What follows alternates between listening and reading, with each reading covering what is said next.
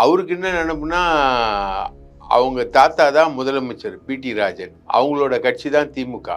அதை வந்து கலைஞர், ஸ்டாலின், உதயநிதிலாம் கொள்ளையடிச்சிட்டு போயிட்டாங்க. நீங்க கொள்ளை அடிக்கிறீங்க, எங்களுக்கு என்ன கிடைக்குது? எங்களுக்கு ஆட்சியில பங்கு கொடுங்க, அதிகாரத்துல பங்கு கொடுங்க. இது எல்லாம் யாரோட ஃபீட்னா பிரவீன் சக்கரவர்த்தியோட ஃபீடு. பிரவீன் சக்கரவர்த்திக்கு யார் ஃபீடுனா பிடிஆர் பழனிவேல் தியாகராஜன், சவுக்கு சங்கர், இவங்கெல்லாம் ஃபீடு. இந்த ஃபீடை தான் அவர் வாந்தி எடுக்கிறார். இப்ப சட்டமன்ற தேர்தலில் ஸ்டாலின் மீண்டும் ஆட்சிக்கு வர போறார் அப்படின்ற மாதிரி ஒரு பொசிஷன் இருக்கு. அப்போ இது எல்லாத்தையும் கணக்கு போட்டு கேள்வி கேட்கிறார்.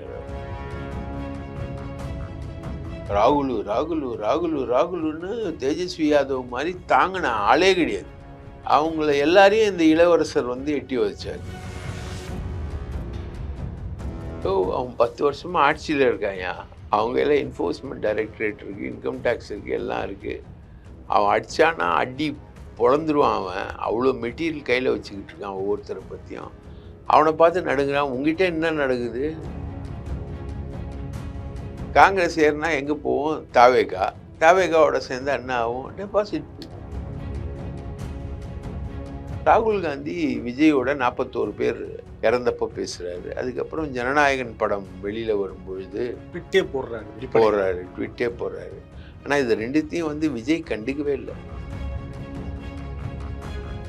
You will never ever win the hearts of Tamil Nadu அப்படின்னு நீங்கள் பார்லிமெண்ட்டில் பேசுவீங்களே, இவங்க மட்டும் இல்லை, நீங்களும் வின் பண்ண முடியாது, காங்கிரஸும் வின் பண்ண முடியாது. It is not a kingdom. Remember that. You will never ever in your entire life rule over the people of Tamil Nadu. It cannot be done. You will never ever in your life. பெருந்தகையே ஒன்றும் பெருசான சக்சஸ்ஃபுல்லான leader கிடையாது.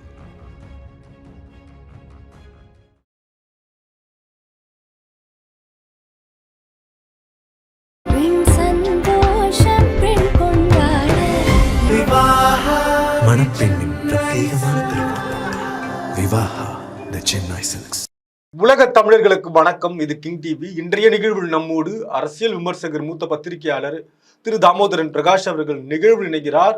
வணக்கம் sir. வணக்கம் கவிஞர் இரா தமிழ்மாறன் அவர்களே, வணக்கம். எப்படி sir இருக்கீங்க? நல்லா இருக்கு.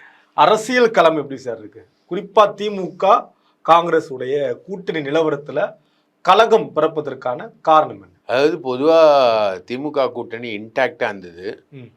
போன பாராளுமன்ற தேர்தலையே காங்கிரஸோட பிரச்சனை வந்தது அப்படின்னு சொன்னாங்க. அப்போது இந்த சவுக்கு சங்கர் தான் போயிட்டு சல்மான் குர்ஷிதெல்லாம் பார்த்து எல்லாம் ரெடி பண்ணாங்க. அந்த பிரச்சனையுடைய தொடர்ச்சி தான் இப்போவும் ஓடிக்கிட்டு இருக்கு. என்ன அதாவது அப்போ அவங்க என்ன பிரச்சனை பண்ணாங்கன்னா, பிரவீன் சக்கரவர்த்தி அப்போவும் பிரவீன் சக்கரவர்த்தி தான். அவர் என்ன பிரச்சனை பண்ணார்னா, இந்த மாதிரி திமுக வந்து பயங்கரமாக சம்பாதிக்குது, ஊழல் பண்ணுது, 35,000 கோடிக்கு மேலே உதயநிதியும் சபரீஸும் சம்பாதிச்சிட்டாங்க அப்படின்னு பிடிஆர் பழனிவேல் தியாகராஜன் சொன்னதை, அவருக்கு பேசினதை சாதாரணமாக அவர் பேசியிருக்காரு. அவருக்கு என்ன நினைப்புனா, அவங்க தாத்தா தான் முதலமைச்சர் பிடி ராஜன். அவங்களோட கட்சி தான் திமுக. அதை வந்து கலைஞர், ஸ்டாலின், உதயநிதிலாம் கொள்ளையடிச்சிட்டு போயிட்டாங்க. வாரிசு நான் தான் வாரிசு, நான் தான் ஸ்டாலின் இடத்துல இருக்கணுன்றதான் பழனிவேல் தியாகராஜனுடைய நினப்பு. முத்து படத்துல வரும், இந்த மண்ணை ஆள வேண்டியவனே இருந்தான் அப்படின்ற அந்த மாதிரி. அது ஒரு முத்து வந்து பிடிஆர் தான் அப்படின்ற மாதிரி அவரோட நினப்பு. அதனால அவர் வந்து எடாகூடமாக பேசுவார். அவருக்கு உரிய மரியாதை கொடுத்தாங்க இவங்க. அவரோட சகவாசம் வந்து சுத்தமாக சரியில்லை. ஒன்று சவுக்கு சங்கர், இன்னொன்று வந்து பிரவீன் சக்கரவர்த்தி, இவங்கெல்லாம் சேர்ந்து, இன்னொன்று சசிகாந்த் செந்தில், இந்த டீமெல்லாம் சேர்ந்து பேசினதோடைய என்டையர் ஜூஸை தான் இப்போ வந்து ராகுல் காந்தி கக்குறாரு. நீங்கள் கொள்ளை அடிக்கிறீங்க, எங்களுக்கு என்ன கிடைக்குது? எங்களுக்கு ஆட்சியில் பங்கு கொடுங்க, அதிகாரத்தில் பங்கு கொடுங்க, மறைமுகமாக கொள்ளையில் பங்கு கொடுங்க. நீங்கள் 10 வருஷம் ஆட்சி புரிஞ்சிங்க, காங்கிரஸ் கவர்மெண்ட்டில் இருந்தீங்க, நாங்கள் உங்களுக்கு எல்லா சீட்டும் கொடுத்தோம், எல்லா போர்ட்ஃபோலியோவும் கொடுத்தோம், 7 அமைச்சர் கொடுத்தோம். மதிமுக கொள்ளை அடிச்சது, பாமக கொள்ளை அடிச்சது, நீங்கள் கொள்ளை அடிச்சிங்க. ஆனால் காங்கிரஸ்க்கு என்ன கொடுத்தீங்க? அதே மாதிரி இப்போ நீங்கள் ஆட்சிக்கு வந்திருக்கீங்க, எங்களால் தான் ஆட்சிக்கு வரீங்க, எங்களுக்கு என்ன கொடுத்தீங்க? காங்கிரஸ் வந்து கோடி கோடியாக கொள்ளை அடித்து நாட்டெல்லாம் கொள்ளை அடித்து இத்தனை வருஷம் ஆண்டு இவங்கெல்லாம் பணக்காரனாகி டாட்டாக்களும் பிர்லாக்களும் அம்பானிக்களையும் உருவாக்கி அதிலெல்லாம் குளிர் காஞ்சி நின்ன கட்சி காங்கிரஸ் கட்சி. அதெல்லாம் யாருக்கும் தெரியல. திமுக கூட்டணியில் ஒரு 10 வருஷம் இருந்த ஒன்று திமுக கொள்ளை அடிச்சுது, எங்களுக்கு பங்கு கொடுக்கல. இப்போ வந்து நாங்கள் 2 ஸ்டேட்டு தான் வச்சுருக்கோம். ஒன்று வந்து தெலுங்கானா வச்சுருக்கோம், இன்னொன்று வந்து கர்நாடகா வச்சுருக்கோம். ரெண்டுத்தையும் வச்சு எங்களால் எப்படி மெயின்டைன் பண்ண முடியும்? அதனால் நீங்கள் வந்து ஆட்சிக்கு வரீங்கன்னா எங்களுக்கு பங்கு கொடுங்க, 2 அமைச்சர் கொடுங்க. நீங்கள் என்ன காங்கிரஸ்காரனுக்கு என்ன கொடுத்தீங்க? உள்ளாட்சியில் பிரதிநிதித்துவம் கொடுங்க, 30% இடஒதுக்கீடு கொடுங்க, ஒரு ராஜ்யசபா கொடுங்க, வாரியத்தில் இடம் கொடுங்க, வாரியத்தில் இடம் கொடுங்க. எல்லாம் இதெல்லாமே வந்து ராகுல் காந்தியுடைய தாட்டு. இது எல்லாம் யாரோட ஃபீடுனா பிரவீன் சக்கரவர்த்தியோட ஃபீடு. பிரவீன் சக்கரவர்த்திக்கு யார் ஃபீடுனா பிடிஆர் பழனிவேல் தியாகராஜன், சவுக்கு சங்கர், இவங்கெல்லாம் ஃபீடு. இந்த ஃபீடை தான் அவர் வாந்தி எடுக்கிறார் யார் ராகுல் காந்தி. ஆனால் இப்போ இருக்க ஸ்க்ரீன் பிளேல கடந்த ஒரு வாரமாக நடந்துட்டு இருக்க ஸ்க்ரீன் பிளேல பிடிஆர் இருக்காரா? இருக்காரு. அவர் முன்னாடி போட்ட விதை, அது முன்னாடி போட்ட விதை. அந்த விதை இப்போ வேலை செய்யுது. இதுதான் வந்து கனிமொழிகிட்ட ராகுல் பேசின பேச்சு. இதை கேட்ட உடனே ஸ்டாலின் டென்ஷன் ஆகிட்டார். வந்தா வாங்கடா, வராகட்டி போங்கடான்னு சொல்லிட்டு அவர் பாட்டுன்னு சைலண்டாக போயிட்டார். அதில் தான் இப்போது இவங்க மாட்டிக்கிட்டு முழிக்கிறானுங்க. இது வந்து இப்போது எல்லாரும் பேசுகிறானுங்க. ஒரு 40 காங்கிரஸ் உறுப்பினர்கள் வந்து கையெழுத்து போட்டு ராகுலுக்கு மெமராண்டம் அனுப்புகிறாங்க அப்படின்னு வரும்பொழுது இது வந்து சாதாரணமாக நடக்காது. இந்த மாதிரிலாம் போன பார்லிமெண்ட் தேர்தலில் சவுக்கு சங்கர்லாம் வந்து காங்கிரஸ் வந்து கூட்டணியை விட்டு வருது, விடுதலை சிறுத்தைகள் கூட்டணியை விட்டு வருது அப்படின்ற மாதிரி ஜோசியம் சொன்னானுங்க. அதெல்லாம் ஒன்றும் அங்கே வேலைக்கே ஆகல அப்போது. ஆனால் இப்போ வந்து அது வேலைக்கு ஆகுது. ஏன்னா அப்போ நடக்குது பார்லிமெண்ட் தேர்தல். அப்போ வந்து எப்படியாவது நம்ம ஆட்சிக்கு வரணும், நம்ம வந்து பிரைம் மினிஸ்டர் ஆகணும் அப்படின்றது ராகுல் காந்தியோட ஏமு. அதனால இதெல்லாம் கண்டுக்கல அவரு. நாடாளுமன்ற தேர்தல்ன்றதால அப்படி அந்த முடிவுக்கு வந்தார். அதனால கண்டுக்கல இதெல்லாம். இப்போ சட்டமன்ற தேர்தலில் ஸ்டாலின் மீண்டும் ஆட்சிக்கு வர போறார் அப்படின்ற மாதிரி ஒரு பொசிஷன் இருக்கு. அப்போது இதெல்லாத்தையும் கணக்கு போட்டு கேள்வி கேட்குறாரு. இது சுயநலத்தோட உச்சகட்டம். இப்படி தான் பீகாரில் வந்து தேஜஸ்வி யாதவ் வந்து 70 சீட்டு கேட்டு அப்புறம் 65 சீட்டு வாங்கி 5ல் ஜெயிச்சு கடைசி வரைக்கும் அந்த யாருக்கு என்ன சீட்டு எவ்வளோ சீட்டுன்னு இழுபறியில் தேஜஸ்வி யாதவ் தான் முதலமைச்சர் வேட்பாளர்ன்றதை கூட அறிவிக்கலை. ராகுலுன்னு தேஜஸ்வி யாதவ் மாதிரி தாங்கின ஆளே கிடையாது. அவங்கள எல்லாரையும் இந்த இளவரசர் வந்து எட்டி வச்சார். இப்போ திமுக மாதிரியான கட்சிகள், நீங்கள் பீகாரில் சொன்ன தேஜஸ்விவாதி மாதிரி கட்சிகள் எல்லாம் உண்மையாக இருக்காங்க காங்கிரஸோட. ஆனால் காங்கிரஸ் ஏன் அந்த உண்மையாக இருக்க மாட்டாங்க, விசுவாசத்தை காட்ட மாட்டாங்க? அதுதான் காங்கிரஸ். அவங்க பிளட்டில் என்ன சிக்கல் இருக்குது? ரத்தத்தில் பண்ணையாரு, நான் பண்ணையாரு, நான் அப்படி தான் இருப்பேன். பிஜேபி அப்படி தானே இருக்குது. பிஜேபிக்கு ஏடிஎம்கெல்லாம் பயப்படலையா? நீங்களாம் காங்கிரஸுக்கு பயப்பட மாட்டீங்களா? காங்கிரஸ் அவ்வளோ கேவலமான கட்சியா? பிஜேபியோட கேவலமான கட்சியா? பிஜேபிக்கு அமித்ஷாக்கு எல்லாரும் நடுங்குறீங்கல்ல, அதிமுக நடுங்குதில்ல, டிடிவி தினகரன் நடுங்குறாருல, எல்லாரும் நடுங்குறீங்கல்ல. அப்போது எனக்கு நடுங்க மாட்டிங்களா? எங்களுக்கு அந்த மாதிரி நடுங்க மாட்டிங்களா? இப்போ நாங்கன்னா பலவீனமான கட்சியா? அவன் 10 வருஷமாக ஆட்சியில் இருக்காயா. அவங்க எல்லாம் என்ஃபோர்ஸ்மெண்ட் டைரக்டரேட் இருக்குது, இன்கம் டேக்ஸ் இருக்குது, எல்லாம் இருக்குது. அவன் அடித்தானா அடி பொழந்துருவான். அவன் அவ்வளோ மெட்டீரியல் கையில் வச்சுக்கிட்டு இருக்கான் ஒவ்வொருத்தரை பற்றியும். அவனை பார்த்து நடுங்கிறான். உங்ககிட்ட என்ன நடக்குது? எள்ளு வந்து எண்ணெய்க்கு காயுது, எலி புடுக்க நீ எதுக்கு காயிற? எள்ளு கூட இருந்தாலே எள்ளும் எலி புடுக்கையும் ஒன்றாயிடுமா? எலி புடுக்க தானே, எள்ளு தானே. எள்ளு வந்து எண்ணெய்க்கு காயுது, எலி புடுக்க நீ எதுக்கு காயிற? ராகுல் காந்திக்கும் திமுகவுக்கும் நடைபெறக்கூடிய சண்டை. இதோட விதை வந்து பிடிஆர் பழனிவேல் தியாகராஜன், சவுக்கு சங்கர் எல்லாம் போட்டது. இப்போ கூட பிரவீன் சக்கரவர்த்தி ஒரு வீடு வாங்கியிருக்கான். பிடிஆர் பழனிவேல் தியாகராஜனுக்கு பக்கத்து வீடு தான் வாங்கியிருக்கான். 3 கோடி ரூபாய் ஆதவ் அர்ஜுன் ரெட்டி வந்து பிடிஆர் பிரவீன் சக்கரவர்த்திக்கு கொடுத்துருக்கான். அதில் அவன் மயிலாப்பூரில் ஒரு வீடு வாங்கியிருக்கான். அவா ஏரியாலேயே அவாதான் நன்னா இருக்குவா, நன்னா பண்ணிட்டு இருக்கான். சிஎம் என்ன ஸ்டாண்ட்ல இருக்காரு நீங்க சொல்லுங்க. சிஎம் அசர்ற மாதிரி தெரியும். வெக்ஸ் ஆயிட்டார். ஓ, இப்படிலாம் பேசுவாங்கன்றது எதிர்பார்க்கல அவர். என்ன பண்ணிட முடியும்னா சிஎம் ஆல இவங்கள காங்கிரஸ் எப்படி டீல் பண்ண முடியும்? தேவையே இல்லை. சிஎம் எப்பவுமே பாஸ் பண்ண விட்டு விளையாடுறது தான் அவருடைய ஸ்டைலு. அவர் ஒரு ஸ்பின் பவுலர் தானே.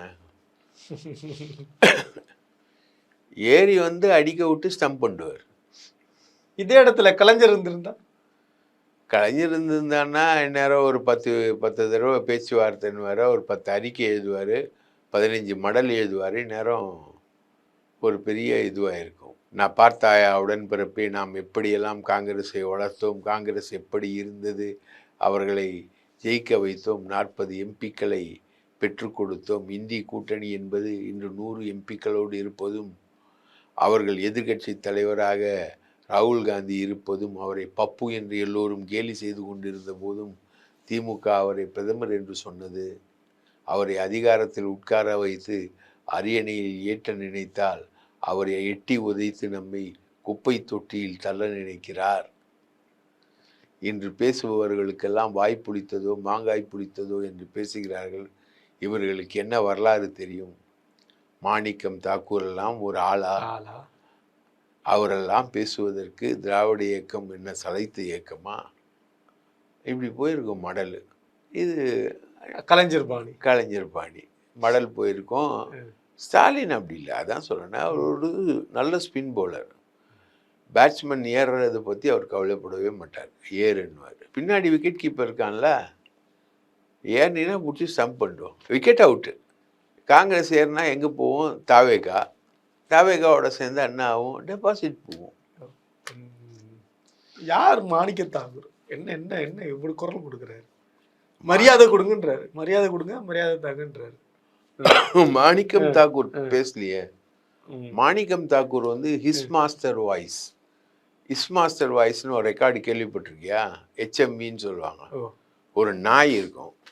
நாய் வந்து ஒரு பெரிய கிராமஃபோன் பக்கத்தில் இருக்கும், அதான் HMV. அது மாதிரி his master voice.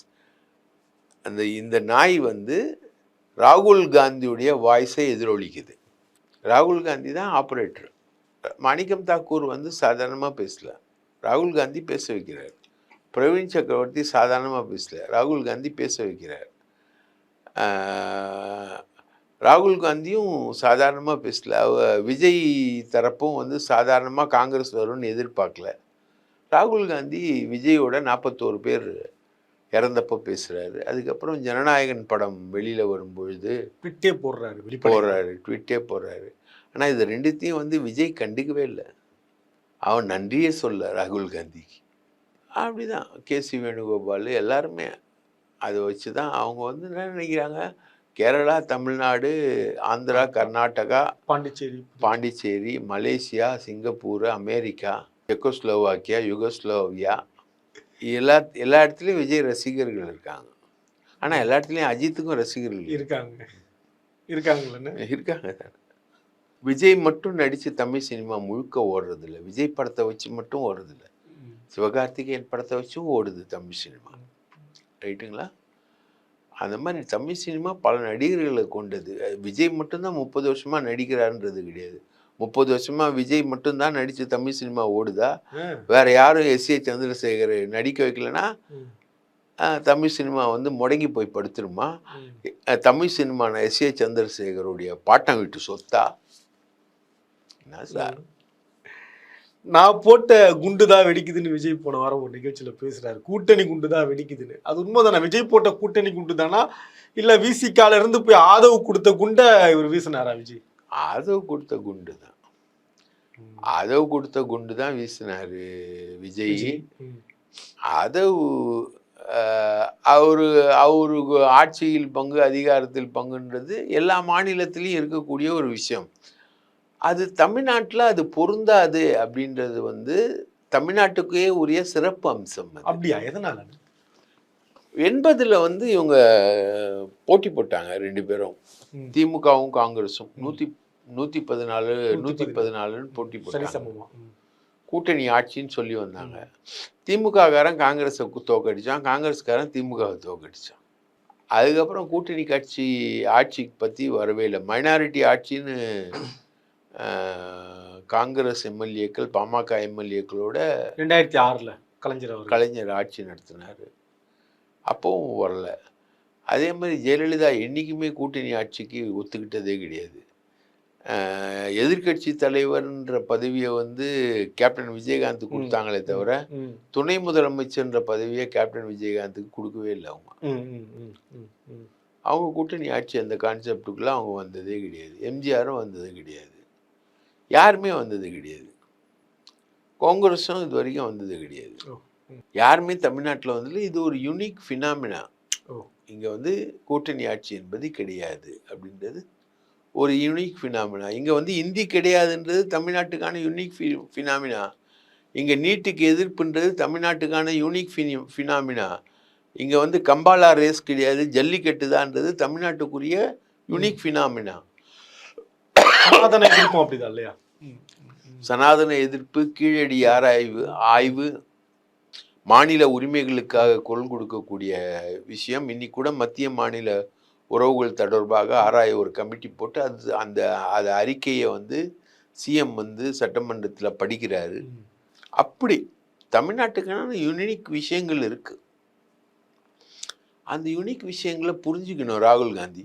You will never ever win the hearts of Tamil Nadu அப்படின்னு நீங்கள் பார்லிமெண்ட்டில் பேசுகிறீங்களே, நீங்க மட்டும் இல்லை, நீங்களும் வின் பண்ண முடியாது, காங்கிரஸும் வின் பண்ண முடியாது.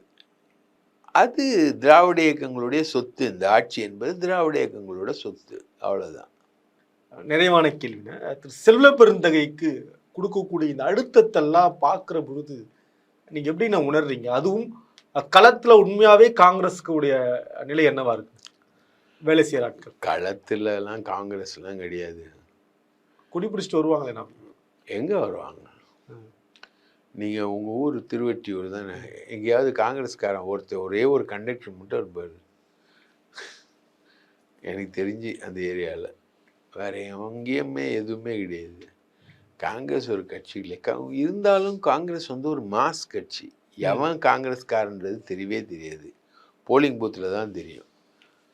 ஓட்டுக்கள் தான் காங்கிரஸுக்கான விஷயம். காங்கிரஸ் வந்து ஒரு பெரிய விஷயமே கிடையாது தமிழ்நாட்டில். கன்னியாகுமரியில் அஃப்கோர்ஸ், ஏன்னா அது கேரளாவோட அட்ஜசண்ட்டாக வர்றதுனால கன்னியாகுமரி, அந்த எல்லை மாநிலங்களில், எல்லை மாவட்டங்களில் அங்கே அஃப்கோர்ஸ் அவ்வளோதானே தவிர வேறு எங்கேயுமே கிடையாது. வேறு எங்கே நீங்கள் ஃபுல்லாக எடுத்தீங்க, கேரளாவை எடுத்துட்டிங்கன்னா அதுக்கப்புறம் மதுரையில் கிடையாது, விருதுநகரில் கிடையாது, சிவகங்கையில் கிடையாது. சிவகங்கையில் பிசியும் அவங்க பையனும் தான், அவங்க கிடையாது. அப்படியே எடுத்திங்கன்னா வேலூருக்கு வந்தீங்கன்னா வேலூருக்கு கிடையாது. ஒரு காலத்தில் ஞானசேகரன் மாதிரி ஆட்கள்லாம் இருந்தாங்க, இப்போ கிடையாது. அந்த மேன் பவர் பெருசாக இல்லை. கரைவேட்டி கட்டுறவங்க இப்போ கிடையாது இல்லையா காங்கிரஸில்? காங்கிரஸ் கரைவேசி கட்டுறவனே கிடையாது, காங்கிரஸ் கொடியை தூக்குறவனே கிடையாது. இவங்க சும்மா சொல்லிக்கிறாங்க, எங்களுக்கு வந்து மரியாதை கொடுங்க, பூத் லெவல் கமிட்டி இருக்குது, அது இருக்குது, இது இருக்குன்னு. எல்லாமே பம்மாத்து தான். இவ்வளோ பெருந்தகையே ஒன்றும் பெருசான சக்ஸஸ்ஃபுல்லான லீடர் கிடையாது. பெரிய அளவுக்கான இது ஃபோர்ஸ் என்பது அங்கே கிடையவே கிடையாது.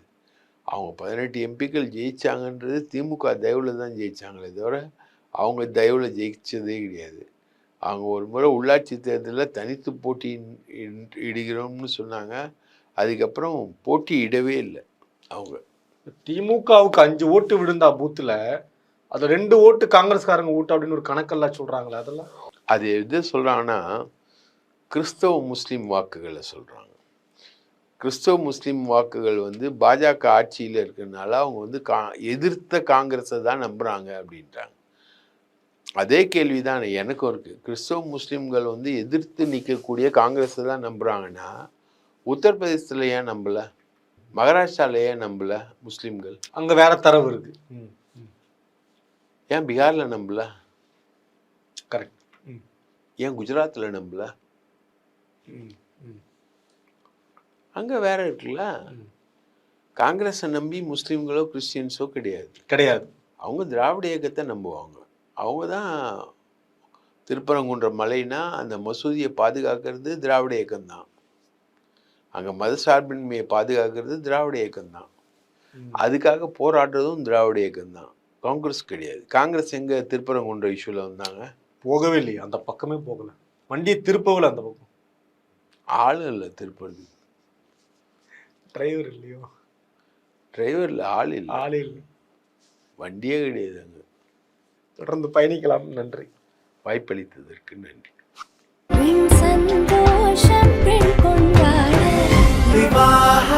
மணப்பெண்ணின் பிரத்யேகமான திருமணம் விவாஹா தி சென்னை சில்க்ஸ்.